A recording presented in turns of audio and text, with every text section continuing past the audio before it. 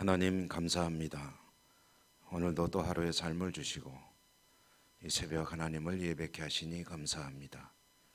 우리 예배를 받아주시고 은혜 내려 주옵소서. 예수님 이름으로 기도드립니다. 아멘. 384장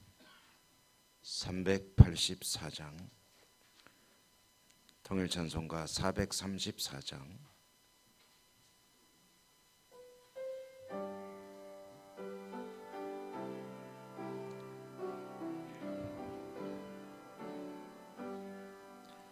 나의 갈 길 다가도록 예수 인도하시니 내 주 안에 있는 긍휼 어찌 의심하리요. 믿음으로 사는 자는 하늘 위로 받겠네. 무슨 일을 만나든지 만사형통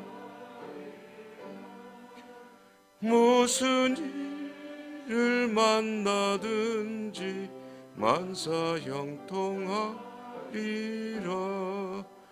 나의 갈 길 다가도록 예수 인도하시니 어려운 일 당한 때도 족하는 해주시네. 나는 심히 고단하고 영혼 매우 가라나. 나의 앞에 반석에서 샘물 나게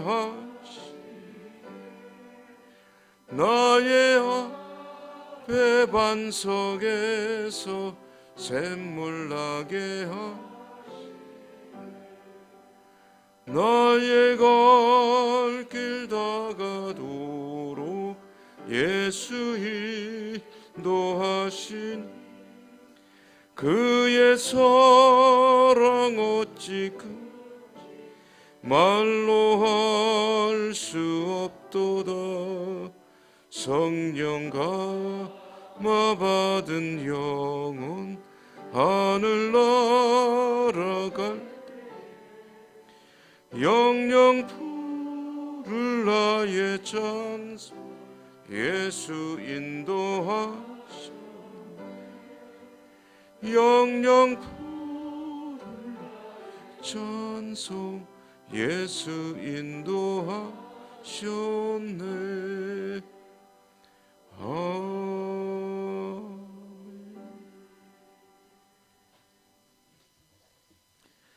오늘 시편 41편 읽겠습니다.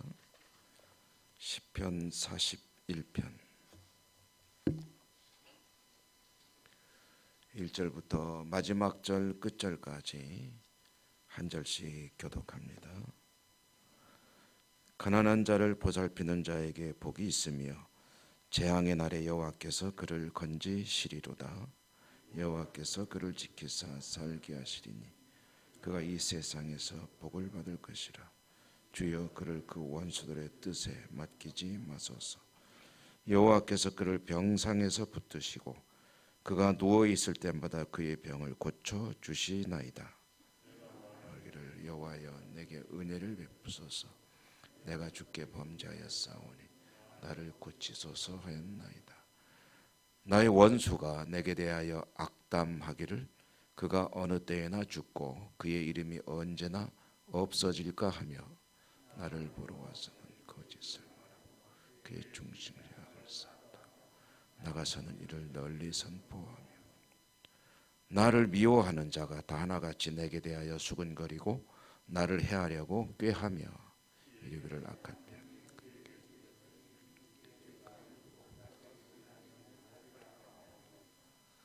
내가 신뢰하여 내 떡을 나눠 먹던 나의 가까운 친구도 나를 대적하여 나의 발꿈치를 들었나이다. 그러나 주 여호와여 나를 일으키사 내가 그들에게 보호하게 하소서. 이로써 내 원수가 나를 이기지 못하오니 주께서 나를 기뻐하시는 줄을 내가 알았나이다. 주께서 나를 주께 붙드시고 영원히 주 앞에 세우시나이다. 이스라엘의 하나님 여호와를 영원부터 영원까지 송축할지로다. 아멘. 아멘. 오늘도 주님 은혜가 함께 하시기를 기원합니다. 시편 41편 다윗의 시편이죠. 여러분 읽어보시면서 느끼셨겠지만 다윗의 노래 또 다윗의 탄원 그러면서 하나님을 향한 다윗의 찬양이기도 하죠. 다윗에게는 적이 많았습니다. 그는 군인이었고 정치인이었는데 군인으로서 정치인으로서 살려고 하면은 얼마나 주위에 대적들이 많겠습니까? 인간적으로는 어떨지 모르겠지만 정치적인 입장이 다르면 대적자가 되고 또 군대라는 그런 체제 속에서 살다 보면 또 역시 많은 그런 원수들이 있을 수밖에 없는 것이 다윗의 인생이죠. 원수들에 둘러싸여 살아가는 인생, 얼마나 참 험악하고 그리고 아슬아슬한 줄타는 것 같은 인생이겠느냐. 사실 아무리 탁월한 그런 능력과 또 개인적인 어떤 여러 가지 수질들, 자질들을 갖추고 있다 하더라도 그의 삶 그 자체가 바로 수많은 라이벌들과 대립하며 살아가는 인생이었다 하는 것을 어렵지 않게 짐작할 수 있죠. 그들은 어떻게 다윗을 대하고 있었느냐 하는 다윗의 여러 가지, 이게 뭐 다는 아니겠지만 몇 가지로 표현하는 오늘 말씀에 보면 5절에 보니까 나의 원수가 내게 대하여 악담을 하고 있다 하는 거죠. 악담의 내용은 뭐냐면 어느 때나 죽고 그의 이름이 언제나 없어질까. 저 인간이 언제나 죽을까. 듣기만 해도 가슴이 섬찟하죠. 그리고 나아가서 그 이름이 언제나 없어질까. 그 이름이 없어진다는 것은 좀 더 지독한 그런 말이죠. 그 씨가 그러니까 자신이 없어지는 것은 물론이고 그 집안이 다 아예 소멸되었으면 좋겠다 하는 것이 그 이름이 없어졌으면 좋겠다 하는 이 말의 내용이 되겠습니다. 아주 뭐 악한 그런 마음이라고 할 수 있겠죠. 이렇게 악담을 하는가 하면 또 비방을 하는데 6절에 보면은 거짓을 말하고 또 나가서 그것을 많은 사람들에게 전한다 하는 거죠. 거짓으로 모함을 하고 악한 일들을 지어내 가지고 그 여러 사람들에게 수근수근거리며 그것을 퍼뜨린다 하는 것은 정말 악한 의도라고 하지 않을 수가 없겠습니다. 그런 사람들에 둘러싸여 있다는 거죠. 또 7절과 8절 이어지는 말씀에 보면 특별히 8절에 병에 걸려가지고 쓰러져서 일어나지 못하게 될 것이다 라고, 이것은 그가 바라는 바이고 또 그렇게 됐으면 좋겠다 하는 그런 저주의 말이라고 할 수가 있겠죠. 어떤 사람들이 그렇게 다윗에게 아픔이 됐냐면 정치적으로 말씀드리고 군 생활하고 이런저런 여러 가지 원수를 맺을 수밖에 없지만은 그보다 가장 가까운 그런 사람들도 그를 배신하고 등을 돌리고 우리식으로 말하면 뒤통수를 치더라 하는 그런 이야기죠. 9절에 보면 내가 신뢰하여 내 떡을 나눠 먹던 나의 가까운 친구도 나를 대적하여 그의 발꿈치를 들었나이다 라고 하고 있습니다. 사실 원래부터 적일 수밖에 없는 사람이 그러면은 그러나 보다 하고 생각하겠는데 가장 신뢰하고 가장 친밀하고 내 모든 것을 열어 보이고 그리고 교통하던 사람이 어느 날 딱 뒤돌아서 가지고 뒤통수를 탁 때리면 그건 정말 아픈 일이죠. 친구도 배신하고 그리고 발꿈치를 들었다는 말은 이게 이제 우리식으로 말하면 이제 조롱한다는 뜻입니다. 그러니까 몰랐지 하면서 이제 어느 날 탁 태도를 바꾸고 자신을 괴롭게 하는 그런 것이 사실 인간의 삶이다라는 거죠. 친구도 배신하고 다윗의 인생을 보면 사실은 뭐 친구는 고사하고 그 가족들도 다윗에게는 어쩌면 적이라고 할 수가 있었을 것입니다. 어려서는 아버지와 형제들로부터 소외당했죠. 그리고 장성에서는 아내에게도 버림받은 거나 마찬가지고요. 장인은 아예 원수가 되어버렸죠. 나중에 노년에는 아들들이 왕자리 때문에 아버지를 죽이려고 덤벼들었고, 그리고 도주했더니 끝까지 쫓아와서 죽이겠다고 하다가 오히려 하나님의 심판이 임하시는 그런 이야기도 우리가 성경을 통해서 보지 않습니까? 이와 같이 평생을 적들과 원수들에게 둘러싸여 살아온 다윗, 이렇게 험악한 세상을 과연 어떻게 살 수 있겠는가?